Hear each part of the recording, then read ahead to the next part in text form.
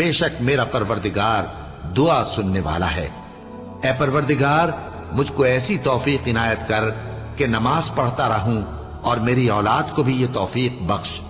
اے پروردگار میری دعا قبول فرما۔ اے پروردگار حساب کتاب کے دن میری اور میرے ماں باپ کی اور مومنوں کی مغفرت کیجو۔